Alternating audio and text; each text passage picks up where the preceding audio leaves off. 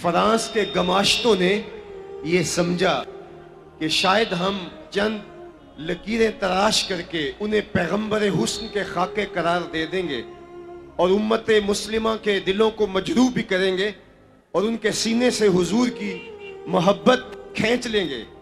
लेकिन आज अपने सैटेलाइट के जरिए से पूरी दुनिया को देखें, कायनात का एक एक जर्रा हुजूर के जिक्र से चमक रहा है।